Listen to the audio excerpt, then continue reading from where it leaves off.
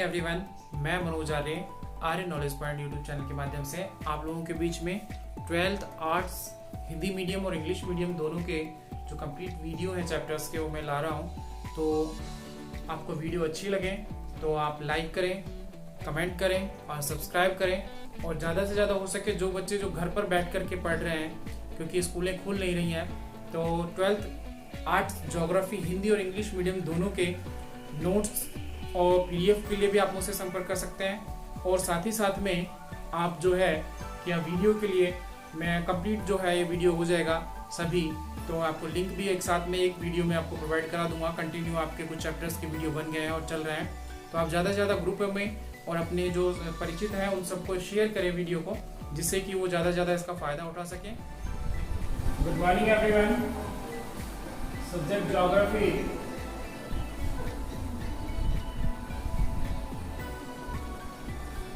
Lesson हमारा चल रहा था कौन सा, 5वां, ठीक है। और इसमें हम कल कुछ पढ़ चुके थे। इसमें क्या क्या पढ़ा था? प्राथमिक क्रियाएं पढ़ रहे थे, यानी कि मानव व्यवसाय के प्रकार पढ़ चुके थे। प्राथमिक क्रियाएं हम पढ़ेंगे। प्राथमिक क्रियाओं में क्या क्या क्या पढ़ा हमने? आखेट और भोजन संग्रहण पढ़ा था। सबसे पहले क्या पढ़ा था? आखेट और भोजन संग्रहण पढ़ा। उसमें फिर हमने आगे पढ़ा, क्या पढ़ा? पशुचारण पढ़ा। पशुचारण में दो प्रकार पढ़े, चलवासी पशुचारण और वाणिज्य पशुचारण। चलवासी पशुचारण और वाणिज्य पशुचारण क्या होता है, उनमें अंतर क्या होता है, ये सब हमने देखा। और उसके बाद जो अगला देखा वो टॉपिक था कृषि। कृषि में हमने पढ़ा था कृषि के कुछ प्रकार, कृषि किसे कहते हैं, कृषि के कुछ प्रकार। तो उसमें सामान्यतः छोटा सा हमने शुरुआत की थी, वो थी गहन निर्वाह, जीवन निर्वाह या निर्वाह कृषि। उसके बाद दूसरा पढ़ा वो था गहन निर्वाह कृषि। आज हम गहन निर्वाह कृषि के बारे में विस्तार से पढ़ेंगे। गहन निर्वाह कृषि, और इसे दो भागों में बांटा गया है। पहला चावल प्रधान गहन निर्वाह कृषि, चावल प्रधान गहन निर्वाह कृषि, और दूसरा गेहूं प्रधान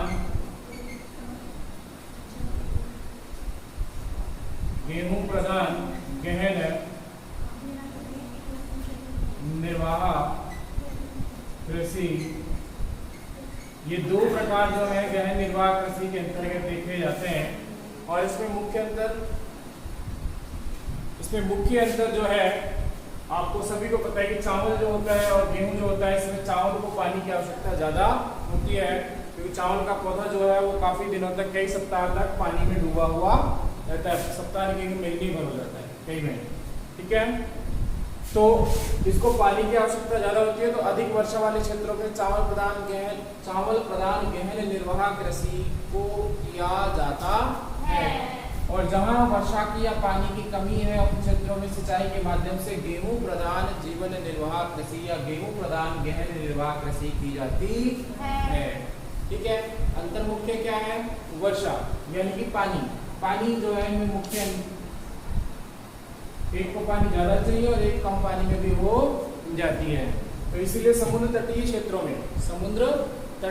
में या नदी घाटी क्षेत्रों में सर्वाधिक जो है चावल का उत्पादन किया जाता है। और मध्य भारत क्षेत्र, पठारी और दक्कन वाले क्षेत्र में तो क्या किया जाता है? गेहूं का उत्पादन ज्यादा किया जाता है, ठीक है। तो इसमें हम देखेंगे गहन निर्वाह कृषि में चावल प्रधान निर्वाह कृषि की विशेषताएं क्या है। इस कृषि में मुख्यतः चावल की फसल होती है। अधिक जनसंख्या घनत्व होने के कारण खेतों का आकार छोटा होता है, जिसमें कृषक का सारा परिवार लगा होता है। आपको जानते हैं कि चावल की जो कृषि होती है उसमें बहुत ज्यादा मानव श्रम की आवश्यकता होती है। भाई खेतों का आकार कैसा है? छोटा है, पूरा परिवार लग गया उसमें काम करने में। खेतों का आकार छोटा है, पूरा परिवार कार्य करता है और अपनी आवश्यकताओं की पूर्ति के लिए कृषि की जाती है, ठीक है। और अधिक जनसंख्या घनत्व वाले क्षेत्रों में गहन निर्वाह कृषि की जाती है, याद रखना है। अधिक जनसंख्या घनत्व का वहां पर गहन निर्वाह कृषि हम करेंगे, क्योंकि जहाँ लोग ज्यादा होंगे वहाँ उनकी आवश्यकता, खाद्यान्न की आवश्यकताओं की पूर्ति के लिए एक कृषि वर्ष में एक से अधिक फसलों का उत्पादन। जैसे इसमें 3 फसलें होती हैं चावल की, जिसे कहते हैं ओस, अमन और बोरो। ये हमारी 3 मुख्य ऋतु है, उन 3 ऋतुओं में 3 प्रकार के चावल लिए जाते हैं, ओस, अमन, बोरो। ओस कब पड़ती है? शीत ऋतु में। वो अमन कब होता है? वर्षा ऋतु में। अमन का मतलब चैन, सुकून, ये फसल है क्या नहीं, ये नाम है उनके। तो अमन वर्षा ऋतु में और बोरो गर्मी ऋतु में। ठीक है, तो मैंने याद करने के लिए बना रखा है। ओस पड़ती है सर्दी में, अमन आ जाता है बरसात में और बोर हो जाते हैं कब? गर्मी में। तो तीनों ऋतुओं में कौन कौन सी बोई जाती है? तीनों ऐसे याद रख सकते हैं, ओस, अमन और बोरो। सर्दी, वर्षा और गर्मी। ठीक है, अगर इसमें देखें तो पूरा परिवार लगा होता है, इसमें मानव श्रम अधिक लगता है, जैसा कि मैं कह रहा था। एवं भूमि को उर्वरक बनाने हेतु गोबर व हरी खाद का उपयोग किया जाता है। प्रति इकाई उत्पादन अधिक व प्रति व्यक्ति उत्पादन कम होता है। इसमें प्रति इकाई उत्पादन तो क्या होता है? अधिक होता है, लेकिन प्रति व्यक्ति उत्पादन क्या होता है? कम होता है। कैसे होता है, ये समझने का प्रयास करें। भाई खेतों का आकार कैसा है? छोटा। अब छोटे क्षेत्र में ज्यादा फसल उत्पादन कर रहे हैं, तो प्रति जो भूमि है, प्रति हेक्टेयर जो भूमि है, उसमें उत्पादन तो कैसा हो गया? ज्यादा। लेकिन उस क्षेत्र की जनसंख्या कैसी है? ज्यादा है। तो जो उत्पादन है उसके मुकाबले में क्या हो जाता है? कम पड़ जाता है। इसलिए प्रति व्यक्ति उत्पादन कैसा होता है? कम होता है। ठीक है, तो प्रति व्यक्ति उत्पादन तो क्या होता है? कम होता है, और प्रति हेक्टेयर उत्पादन क्या होता है? ज्यादा होता है। ये समझ में आया? ठीक है भाई, सीधे से शब्दों में समझो कि भाई ये खेत है, इस खेत में आपने लगा दिया कि चावल। क्या लगा दिया? चावल लगा दिए। ठीक है, अब चावल, अब इसमें बहुत सारे लोग रहते हैं आसपास, और ये पूरे सारे खेत हैं, इसमें चावल बो रखे अपन ने। ठीक है, अब यहाँ पर ये चावल जो है, कृषक जो है वो चावल उत्पादन कर रहा है, तो यहाँ 3 फसलें ली इसने पूरे साल में। 3 फसलें ली तो इसमें उत्पादन हुआ। क्या हुआ? उत्पादन हुआ। तो प्रति हेक्टेयर या किला जो बीघा है, जिसमें उत्पादन तो कैसा हुआ? अधिक हुआ। क्या हुआ? अधिक हुआ। लेकिन अब यहाँ पर जनसंख्या होगी ज्यादा। मान लीजिए अपन ने 100 चावल उगा लिए। कितने उगा लिए? 100 चावल उगा लिए। आदमी खाने वाले कितने? 200। आधा चावल आया कृष्ण जी की तरह हाथ में। सुदामा, वो याद है किस्सा? सुदामा जी की हांडी में बस 2 ही चावल के टुकड़े, एक चावल का टुकड़ा बचा था।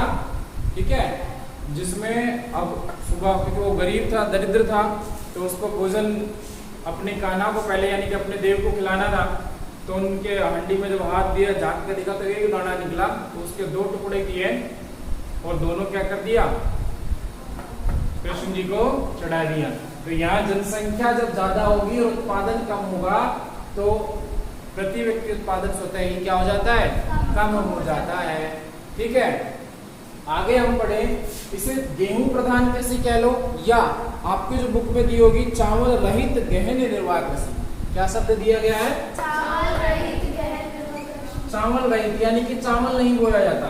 अब गेहूं प्रधान की जगह यहाँ पर शब्द जोड़ दिया। पिछली बार आपकी आरबीएसई बुक में गेहूं प्रधान कृषि, बात वही है इसमें भी, लेकिन शब्द क्या जोड़ दिया? चावल रहित। पिछले वर्ष में थोड़ा बहुत इधर उधर बदलाव किया है, कुछ काटा है, कुछ जोड़ा है, कुछ नया किया है। ठीक है, मानसूनी एशिया के विभिन्न, हमारे जो भारत है उसकी जलवायु कैसी है? मानसूनी है। तो मानसूनी एशिया के विभिन्न भागों में उच्चावच जलवायु, उच्चावच मतलब ऊंचा उठा हुआ, जलवायु आप जानते हैं, मृदा और अन्य भौगोलिक कारकों की भिन्नता के कारण चावल की फसल बोना संभव नहीं है। क्योंकि चावल की फसल को क्या चाहिए? पानी ज्यादा चाहिए। क्या चाहिए? पानी ज्यादा चाहिए, और पानी ज्यादा चाहता है, और पूरे भारत में सब जगह पानी नहीं है। इसी भौगोलिक भिन्नता के कारण चावल की फसल को कम बोया जाता है। चीन, मंचूरिया, उत्तरी कोरिया, जापान में गेहूं या सोयाबीन की खेती मुख्य रूप से की जाती है, जिसमें गेहूं की बात करेंगे। किसकी बात करेंगे? गेहूं की। ठीक है, खेती मुख्य रूप से की जाती है। सोरपम भी बोया जाता है, तथा भारत में सिंधु गंगा के मैदान में, ये सोरपम भी एक फसल होती है, उसमें खाने के लिए भी प्रयोग में लिया जाता है। भारत में सिंधु गंगा के मैदान के दक्षिण पश्चिमी भाग में बाजरा, हमारे राजस्थान में बाजरा का टिक्कड़ है, मोटे मोटे न्यू बनाया करती मम्मी, थप्पड़ है, पानी लगा के यूं ऐसे घुमा दे, तो बनाने लग जाए तो सारी न्यू फैल जा है, बुरा से बिखर जा। चलो तो पश्चिमी भाग में बाजरा, ज्वार और पश्चिमी भारत में बोया जाता है आपके क्या, गेहूं। तो मुख्य फसलों में आपके गेहूं रहेगा। क्या रहेगा, गेहूं। गेहूं का उत्पादन। फिर जो और शुष्क हो जाते हैं, जहाँ और पानी की कमी है, तो वहाँ क्या बो दिया जाता है, बाजरा या मोटे अनाज, जिसमें मक्का है। ठीक है, क्योंकि दक्षिण राजस्थान में आप देखें मक्के का फसल उत्पादन ज्यादा, मक्के का उत्पादन ज्यादा होता है।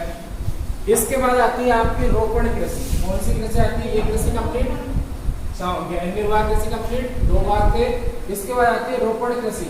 नाम से क्लियर है, जिन फसलों को रोपा जाता है, रोपना, भूमि में लगाना, पौध लगाना। पहले बीज डाल करके पौध तैयार की जाती है। क्या की जाती है, बीज डाल करके पौध तैयार की जाती है, और फिर उन पौधों को उखाड़ करके दूसरी जगह स्थापित या रोपित किया जाता है। जैसे चाय की पौध, चाय के बागान होते हैं, चावल के भी, चावल भी रोपित कृषि में आता है, प्याज भी है, गन्ना भी है, केला भी है, ये सब और बहुत सारे जो हैं ये रोपण कृषि में आते हैं। किसमें आते हैं, रोपण, जिन्हें हाथ से लगा करके रोपित किया जाता है जमीन में, इसलिए इसका नाम रख दिया रोपण कृषि। ये कृषि व्यवसाय के रूप में की जाती है। किसके रूप में की जाती है, इसमें कृषि क्षेत्र का आकार विकसित होता है, व्यवसाय के रूप में होती है,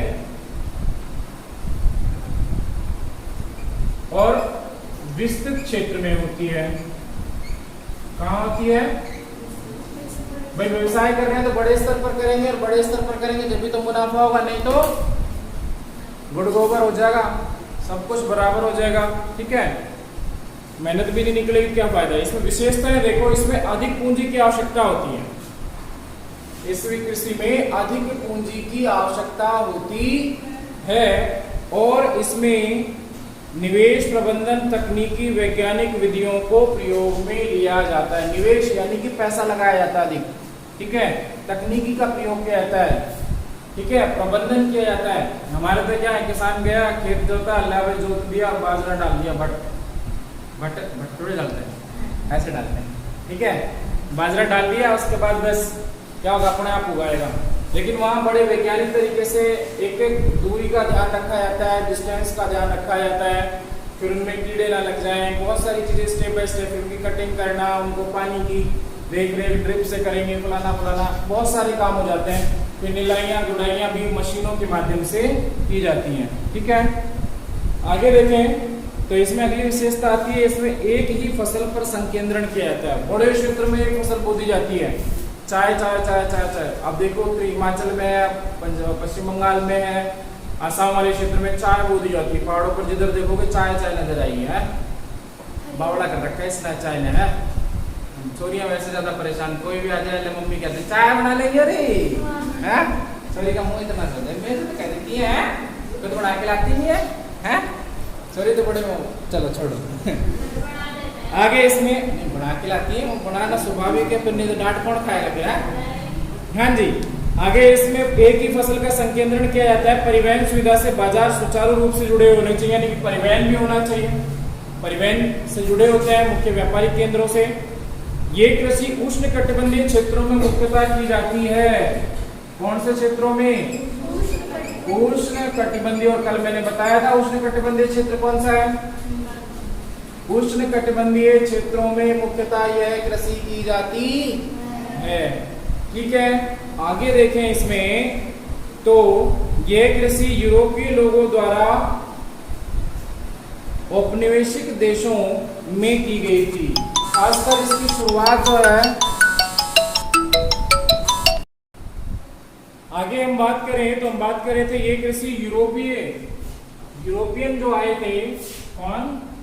इस रोपण कृषि को लाने का जो श्रेय जाता है वो यूरोपियों को जाता है। यूरोपियन जो लोग आए थे, यानी कि अंग्रेज जब आए थे, तो इन लोगों ने औपनिवेशिक देशों, कौन से देश? क्योंकि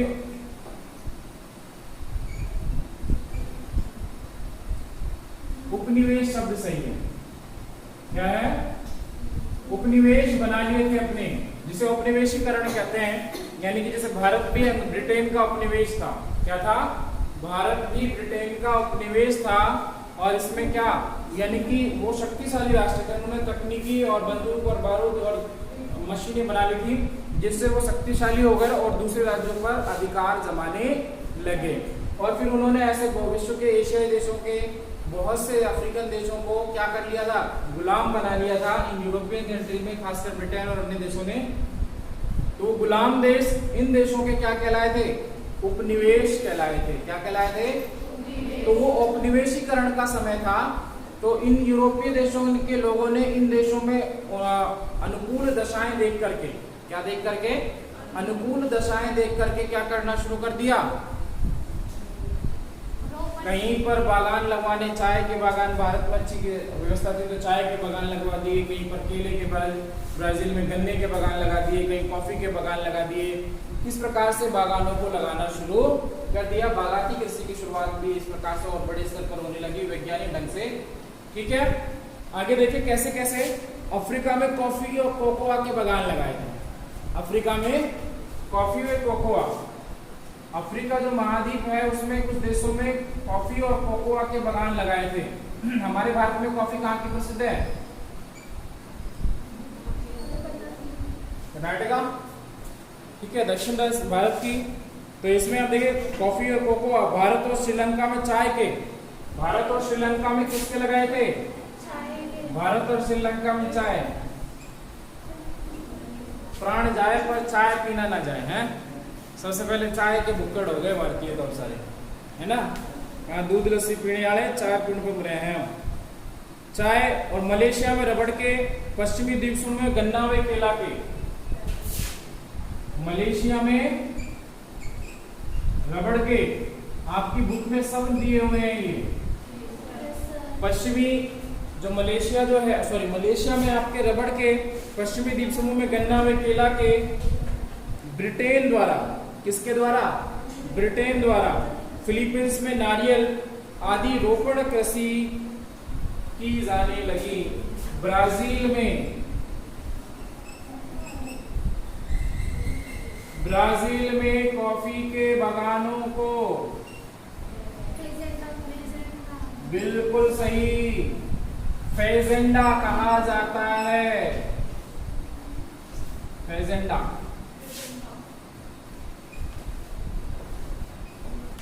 पढ़ोगे नहीं तो पड़ेगा तुम्हारे एक डंडा, है एक मिनट। फेजेंडा ये दो है, ये ऐसे चार बनता है तो मतलब दो मात्राएं, ठीक है, वो तो आप पिछले साल से देख रहे हैं।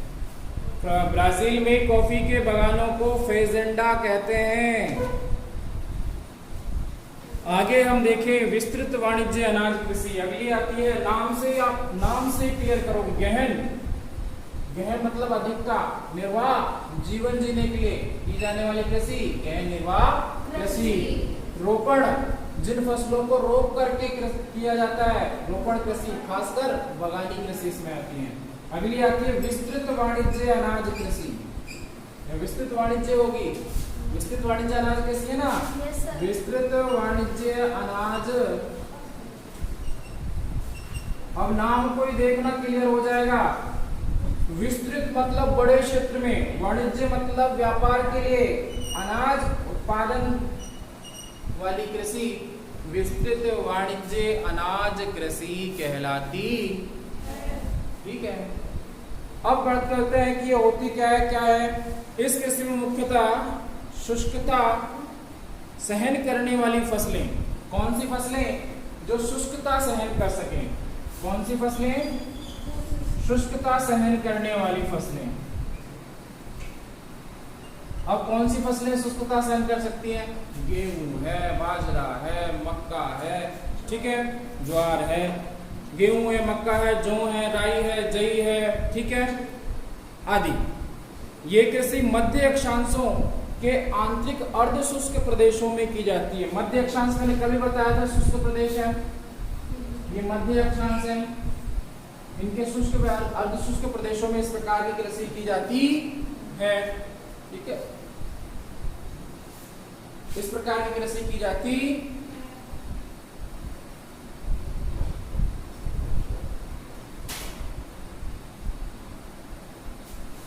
आगे इसमें हम देखें तो आप देखेंगे कि जो हमारी विस्तृत वाणिज्य अनाज कृषि है, ये मुख्य रूप से मध्य अक्षांश वाले आंतरिक क्षेत्रों के अर्ध शुष्क प्रदेशों में, जिसमें उत्तरी अमेरिका के पेरिस, उत्तरी अमेरिका के पेरीज, रूस के स्टेपीज, अर्जेंटीना के पम्पास। अब ये घास के मैदान है बेटा, मैं शॉर्टली लिख रहा हूँ। उत्तरी अमेरिका का पेरी, किताब में भी आपके दिए हुए हैं। उत्तरी अमेरिका का पेरी, अर्जेंटीना पम्पास कहा जाता है। दक्षिणी अमेरिका में अर्जेंटीना कहाँ है? पम्पास होगा, ठीक है। उसके बाद में आपके रूस में आ जाता है आपका ये स्टेपीज। रूस जो क्षेत्र है उसमें स्टेपीज, क्योंकि अर्ध शुष्क की बात कर रहे हैं, उष्णकटिबंधीय क्षेत्रों की बात कर रहे हैं। तो उत्तरी अमेरिका का पेरीज आ गया, दक्षिणी अमेरिका का क्या आ गया? स्टेपीज आ गया, और दक्षिण अमेरिका में पम्पास भी आ गया। रूस का साइबेरियन क्षेत्र है, और अर्जेंटीना, दक्षिणी अफ्रीका का वेल्डस, और ऑस्ट्रेलिया का दक्षिणी अफ्रीका में जो घास के मैदान है उन्हें वेल्डस कहा जाता है। क्या कहा जाता है? वेल्डस। और ऑस्ट्रेलिया में डाउन्स, ऑस्ट्रेलिया में डाउन्स, ये उष्णकटिबंधीय क्षेत्रों की बात कर रहे हैं। ऑस्ट्रेलिया में डाउन्स घास के मैदान हैं। कौन से हैं? डाउन्स। अब देखो, पेरी है, पम्पास है, स्टेपीज है, वेल्डस है, डाउन है, कंपास है। न्यूजीलैंड में कैटरबरी है। ऑस्ट्रेलिया के पास में एक छोटा सा देश है न्यूजीलैंड, वहाँ कैटरबरी घास के मैदान मिलते हैं, ये भी उसी में आएंगे, ठीक है। इन मैदानों में विस्तृत वाणिज्य अनाज कृषि जो है की जाती है, ठीक है।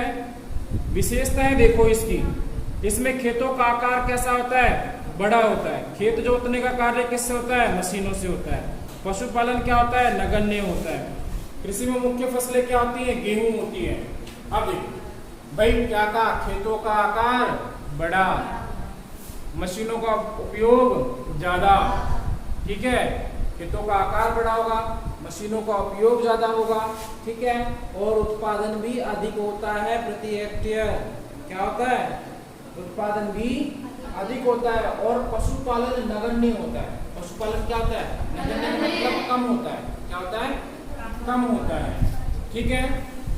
और इस कृषि में प्रति एकड़ उत्पादन तो क्या होता है? कम। उल्टा देखना, या गहन में क्या लिखा था? प्रति एकड़ उत्पादन तो होता था अधिक और प्रति व्यक्ति उत्पादन होता था कम। लेकिन इस कृषि में उल्टा हो जाएगा, प्रति एकड़ उत्पादन तो हुआ कम, लेकिन प्रति व्यक्ति उत्पादन हुआ ज्यादा, क्योंकि वहाँ जनसंख्या कैसी होती है? कम, और क्षेत्रफल कैसा होता है? ज्यादा। समझ में आई ये बात? वहाँ और यहाँ दोनों तरफ आप देखेंगे तो सीधा सा सिंपल सा तरीका है, ठीक है। आगे इसमें देखें तो आती है आपकी मिश्रित कृषि। कौन सी कृषि?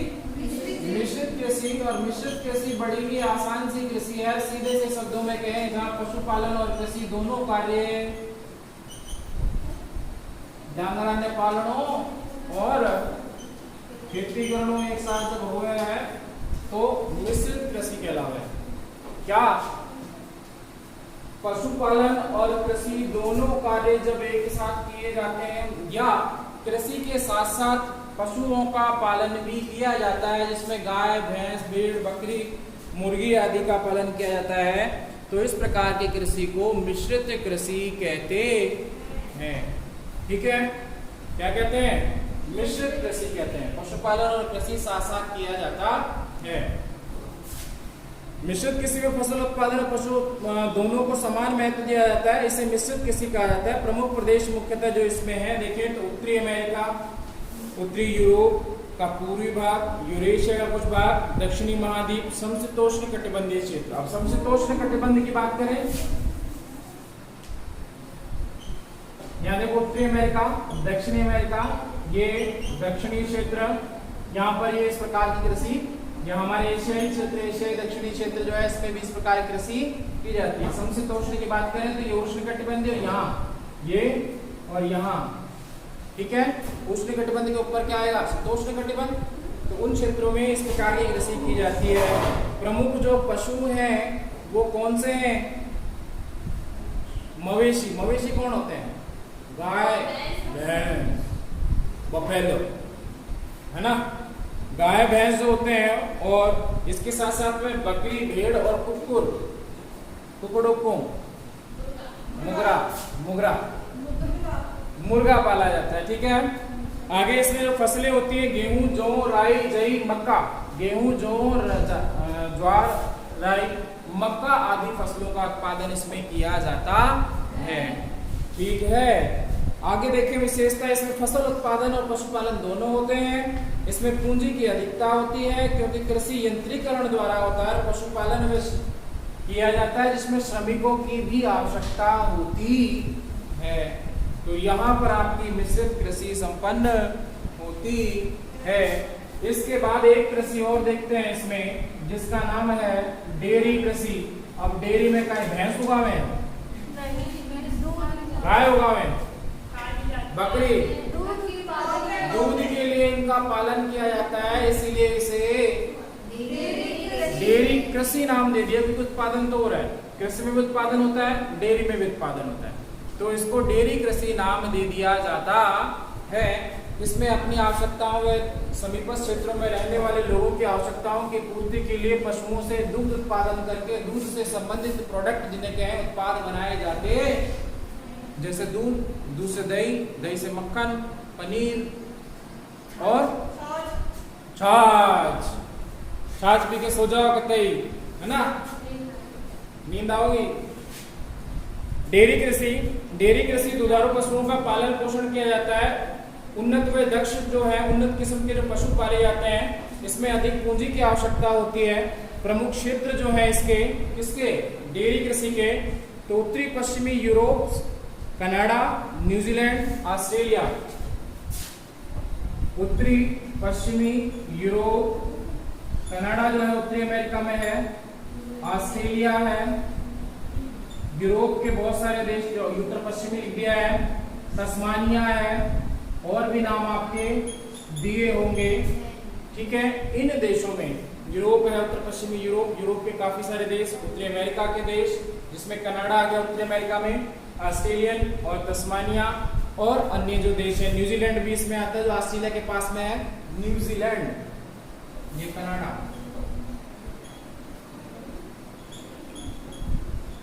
न्यूजीलैंड।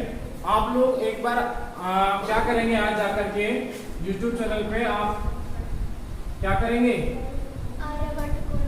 आर्यभट्ट, भट्ट नहीं है,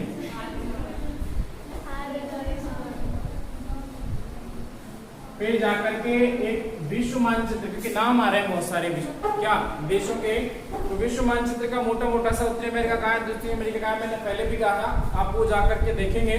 ठीक है, जिससे कि आप विश्व मानचित्र आपके दिमाग में थोड़ा सा क्लियर हो। तो जैसे नाम ले तो उत्तरी अमेरिका तो यहाँ ध्यान जाए, दक्षिण अमेरिका नाम ले तो यहाँ ध्यान जाए, यूरोप नाम ले तो यहाँ ध्यान जाए, और मैं कहूँगा ऑस्ट्रेलिया, ऑस्ट्रेलिया के पास में कहूँगा तो ये ऑस्ट्रेलिया, और भाई इधर की तरफ है कौन, न्यूजीलैंड, और न्यूजीलैंड में कैडरबरी है। अफ्रीका नाम लो तो यहाँ ध्यान आ जाए, उत्तरी अमेरिका नाम लो तो यहाँ ध्यान आ जाए, दक्षिणी अमेरिका यहाँ, यूरोप यहाँ, एशिया यहाँ, ठीक है, अंटार्कटिक यहाँ। तो ऐसे ही कंसेप्ट आपके क्लियर हो, इसलिए आप जाकर के उसे आप सभी देखेंगे। तो हम बात कर रहे थे कि विशेषताओं की बात करें अब इसकी, तो इसमें अधिक पूंजी निवेश की आवश्यकता होती है। भाई क्यों? क्योंकि पशु पालेंगे तो उनको डॉक्टर भी चाहिए, उनको खाने को भी चाहिए, उनको रखने को भी चाहिए, नहलाने को भी चाहिए। आजकल तो गोबर उठाने की मशीनें, दूध निकालने की मशीनें, ठीक है, हर तरीके से पूंजी प्रधान उद्योग बन गया एक तरीके से। क्या है? पूंजी प्रधान है, अधिक पूंजी की आवश्यकता होती है इसमें। पशुओं के स्वास्थ्य, प्रजनन और चिकित्सा पर ध्यान दिया जाता है। डेयरी कृषि व्यवसाय नगरीकरण और औद्योगिकरण क्षेत्रों के समीप की जाती है, जिससे ताजे दूध व डेयरी उत्पाद की प्राप्ति होती है। ठीक है, इसमें यातायात के साधनों, प्रशीतन फ्रिज, ठीक है, और पास्चुरीकरण सुविधा, जिसमें हम दूध को जो है सुखा करके पाउडर वाला दूध बनाया जाता है। डेयरी उत्पादों का अधिकतम आपके यहाँ अलवर में कौन सी डेयरी है? सरस। कौन सी? सरस, जिसमें पनीर, खोया सब मिलेगा, छाछ वाछ, नमकीन वाली मीठी वाली दोनों मिलेगी, है ना? ठीक है, घर का खाते तुम्हारे को झोंकी बंदरी, है ना? चलो आगे हम देखेंगे भूमध्य सागरीय कृषि। अगली जो कृषि देखेंगे उसका नाम है भूमध्य सागरीय कृषि। भूमध्य सागरीय कृषि एशिया के मध्य में, एशिया और अफ्रीका, ये जो यूरोप वाला क्षेत्र वहां भूमध्य सागर है, ठीक है। और भूमध्य सागर के क्षेत्र के समीप जो कृषि की जाती है, क्योंकि रसदार फलों की कृषि की जाती है, अंगूर, ठीक है, संतरे, अन्य जो रसदार फल हैं वो इस भूमध्य सागरीय क्षेत्र में बोई जाती है। जलवायु कैसी होती है? अच्छी होती है, इसमें नमी ज्यादा होती है, ठीक है। पानी के वाले क्षेत्रों में आप झील के किनारे बैठ जाओ, ठंडी ठंडी हवा आती है, मस्त है, हैं? मैं हो जाते वो मुझे पता है, ठीक है, लेकिन वहां के प्रसिद्ध है, ठीक है, अधिक मात्रा में उत्पादन किया जाता है। आगे देखिए भूमध्य सागरीय क्षेत्रों में तो आगे बढ़े तो हम पढ़ रहे थे भूमध्य सागरीय कृषि, और इसमें हम कह रहे थे कि भूमध्य सागरीय क्षेत्र में इस प्रकार की कृषि की जाती है। इसमें मुख्य रूप से भूमध्य सागर के समीपस्थ क्षेत्रों में, जैसे दक्षिणी यूरोप के उत्तरी अफ्रीका व ट्यूनीशिया से अटलांटिक, यूरोप के समीप क्षेत्रों में, यूरोप के समीप क्षेत्रों में, अब बात करो कि ये पृथ्वी, और इस पृथ्वी पर आप देखो तो यहाँ पर ये उत्तरी अमेरिका, यहाँ पर दक्षिणी अमेरिका, यहाँ एशिया, तो यहाँ पर आपके भूमध्य सागर है। यूरोप वाले इस क्षेत्र में आपके यहाँ भूमध्य सागर है, और यहाँ नीचे आपके अफ्रीका है, यहाँ पर है ये भूमध्य सागर। विश्व मानचित्र दिया गया है, इसमें आपको भूमध्य सागरीय क्षेत्र प्रदर्शित किया गया है। देखिए इस विश्व मानचित्र में यहाँ यूरोप के ऊपर वाला ये वाला क्षेत्र है, यहाँ आपके ये भूमध्य सागर है, ठीक है। भूमध्य यानी कि पृथ्वी के मध्य में भूमध्य सागरीय क्षेत्र है। दक्षिणी कैलिफोर्निया तथा मध्यवर्ती चिली, दक्षिणी कैलिफोर्निया तथा मध्यवर्ती चिली तक इस प्रकार की कृषि, ऑस्ट्रेलिया तक उत्पादन होता है, जिसमें अंगूर, इसमें अंगूर जो है, अंगूर का उत्पादन प्रमुख रूप से होता है। आपको पता होगा क्योंकि यहाँ से बनी हुई अंगूर की जो शराब है वो भी महंगी और विश्व प्रसिद्ध, और अंगूरों को ऐसे चढ़ करके आदमी ऐसे रबड़ी बनाते हैं, उनकी पैरों से कूटते हैं। अब तो मशीनें बना दी हैं? हाँ बिल्कुल, कलाकंद खाया होगा आपने, कलाकंद को मतने के लिए लोग जिसमें पसीना आता है ना, ऐसे यूं गिर है, ठीक है, गर्मी हो रही है, और फिर यूं भी करते हैं, पता नहीं क्या क्या, क्योंकि आप देखना कभी कलाकंद जब बड़े स्तर पर जब बनाया जाता है तो उसे मथने के लिए पैरों से चढ़ जाते हैं, ठीक है। खाओगे नहीं अगर किसी दिन बड़े से, बिल्कुल आटा बड़े स्तर पर ऐसे ही लगाया जाता है। चले आगे, इसमें तो विशेषता पढ़े इस प्रकार, ये एक विशिष्ट प्रकार की कृषि है। भूमध्य सागरीय जो कृषि है ये एक विशिष्ट प्रकार की कृषि है। इसमें अंगूर से शराब बनाते हैं। निम्न श्रेणी के अंगूरों को सुखा करके मुनक्का और किशमिश, सर वो मीठी बनती होगी, शराब, मुनक्का,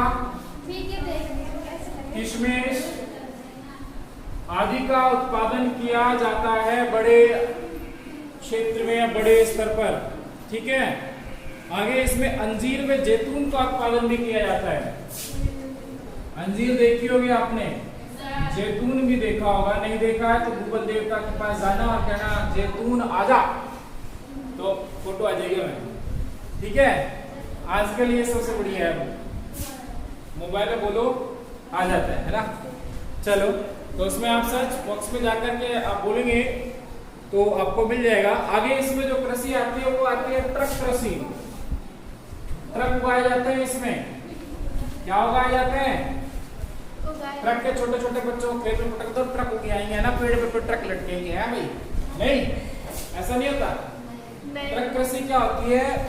नगरों के समीपस्थ क्षेत्रों में साग सब्जी फल फूल उत्पादन किया जाता है, साग सब्जी फल फूल का उत्पादन किया जाता है और उन्हें रातों रात ट्रकों में भर के समीपस्थ नगरीय क्षेत्रों तक पहुंचाया जाता है और उन ट्रकों द्वारा रातों रात तय की गई दूरी के आधार पर इस कृषि को ट्रक कृषि कहा जाता है। क्या कहा जाता है? ट्रक कृषि कहा जाता है। ये नगरीय केंद्रों के चारों ओर होती है, ठीक है, और इस कारण से ही इसे रात भर दूरी तय करते हैं और इसीलिए इसको क्या कहते हैं? ट्रक कृषि कहते हैं। क्या कहते हैं? ट्रक कृषि। क्या कहते हैं? ट्रक कृषि। इसके बाद जो आती है वो आती है आपके सामूहिक कृषि। कौन सी दे रखी है? सामूहिक कृषि, सहकारी, सॉरी, इसमें आपके सहकारी दे रखी है, मैं अगली पर चला गया। इसके बाद जो आती है वो आती है आपके ट्रक कृषि। रातों रात ट्रकों से तय की गई दूरी के आधार पर इस कृषि को ट्रक कृषि। उसके बाद सहकारी। सहकारी सहकारी इसमें क्या होता है? एक समूह बना लिया जाता है। क्या कर लिया जाता है? एक समूह बना लिया जाता है। स्वेच्छा से जो लोग हैं वो आपस में जुड़ करके एक संगठन या समूह बना लेते हैं और संगठन मिलकर के एक साथ कृषि करता है। और जो उत्पादन होता है, उत्पादन करने के बाद जो फसलों का बेचान होता है और बेचने के बाद जो मुनाफा होता है वो सभी में बांट लिया जाता है, जिस आधार पर वो व्यवस्था करते हैं। किस कृषि में? सहकारी कृषि। ठीक है। कमाने के लिए स्वेच्छा से एक सहकारी संस्था बनाकर कृषि कार्य संपन्न करते हैं, जिसे सहकारी कृषि कहते हैं। सहकारी आंदोलन जो है 1 शताब्दी पूर्व प्रारंभ हुआ एवं पश्चिमी यूरोप, डेनमार्क, नीदरलैंड, बेल्जियम, पश्चिमी यूरोप, डेनमार्क, बेल्जियम आदि 6 देशों में इस प्रकार की सहकारी कृषि की जाती है। और इटली है, स्वीडन है, ठीक है, इटली है, स्वीडन है आदि। लेकिन सबसे अधिक जो फायदा हुआ, लेकिन समझ में आया ये सहकारी, जिसमें लोग अपने एक समूह बना करके कृषि करते हैं और मुनाफा भी बराबर आपस में जिस प्रकार से वो कृषि में लगाते हैं उसी प्रकार से बांट लिया जाता है, स्वेच्छा से, कोई जबरदस्ती नहीं होती। और सबसे अधिक जो सफलता मिली है, बिल्कुल सर्वाधिक जो सफलता मिली है, सर्वाधिक सफलता इस सहकारी कृषि में प्राप्त करने वाला देश है डेनमार्क। कौन है? डेनमार्क। ठीक है। आगे हम देखें तो अगली कृषि आती है, इसमें सामूहिक कृषि। अब इसमें भी समूह बनेगा, इसमें संस्था बनती है, इसमें भी संस्था भी तो एक समूह होता है। लेकिन सामूहिक कृषि इस प्रकार कृषि में उत्पादन के साधनों का स्वामित्व संपूर्ण समाज का होता है, कोई भी कर सकता है। सामूहिक रूप से एक साथ मिलकर के कर रहे हैं तो संपूर्ण समाज का होता है और सामूहिक श्रम आधारित होता है। कृषि का यह जो प्रकार है पूर्व सोवियत संघ से शुरुआत हुआ। ये कहां से शुरुआत हुई? पूर्व सोवियत संघ, जिसे क्या बोलते हैं? रूस। क्या? रूस, रसिया। ठीक है। आगे इसमें देखें कृषि क्या इस प्रकार की शुरुआत सोवियत संघ से हुई। इस प्रकार कृषि की दशा व उत्पादन में वृद्धि व आत्मनिर्भरता प्राप्ति के लिए सामूहिक कृषि की शुरुआत हुई। भाई कृषि की अवस्था को सुधारने के लिए और उत्पादन में वृद्धि करने के लिए इस प्रकार की सामूहिक कृषि की शुरुआत सोवियत संघ व रूस में हुई। कहाँ हुई? सोवियत संघ व रूस में हुई। आगे इसमें देखें तो एक लाइन इसमें मैं बात करूंगा, आत्मनिर्भरता और उत्पादन वृद्धि के लिए, साथ ही इस कृषि को सोवियत संघ में कोलखोज, हाँ, कोलखोज के नाम से जाना जाता है। कोलखोज के नाम से जाना जाता है। ठीक है। कोलखोज कहा जाता है पूर्वी सोवियत संघ में कृषि का नाम है सामूहिक कृषि। आगे जो आता है वो आता है खनन। क्या आता है? खनिज और शैल के रूप में मैंने 11th क्लास की वीडियो आपको और उसमें अच्छे से 11th में 5वां चैप्टर खनिज और शैल अच्छे से समझाया। खनन, धरातल से खनिजों को खोदने की प्रक्रिया को खनन कहते हैं और खनन से निकाले गए पदार्थ को खनिज कहते हैं। और खनिज जो मिश्रित अवस्था में मिलता है तो उन्हें अयस्क कहते हैं। क्या कहते हैं? अयस्क। ठीक है। खनन 2 प्रकार से होता है, धरातलीय खनन और कूपिक खनन। धरातल के ऊपर पहाड़ों को खोदना, कूपिक खनन गहराई में कुएं खोद करके गहराई में खाइयां बना दी जाती हैं, मशीनों से ड्रिल कर दिया जाता है। पेट्रोल भी कूपिक खनन के द्वारा निकाला जाता है। ठीक है, तो दो प्रकार से खनन होता है, धरातलीय खनन और कूपिक खनन। ठीक है, खनन किसे कहते हैं समझा दिया। खनन दो प्रकार से होता है, धरातलीय और कूपिक कह लो या भूमिगत कह लो। क्या कह लो, कूपिक या भूमिगत खनन, भूमि के अंदर से। ठीक है, खनन को प्रभावित करने वाले कारक, अब इस खनन को प्रभावित करने वाले कारक भी हैं। क्या है, प्रभावित करने वाले कारक। अब कारक में पहला कारक भौतिक कारक, आर्थिक कारक, सांस्कृतिक कारक। कौन कौन से कारक, भौतिक, आर्थिक और सांस्कृतिक। कौन कौन से कारक हैं, भौतिक कारक है, आर्थिक कारक है, सांस्कृतिक कारक है। भौतिक, आर्थिक और सांस्कृतिक। भौतिक में देखो क्षेत्र की बनावट कैसी है, खनिजों का उत्पादन, उसमें किस प्रकार के खनिज मिलते हैं, खनिज निक्षेप कैसे हैं, किस श्रेणी के मिलते हैं।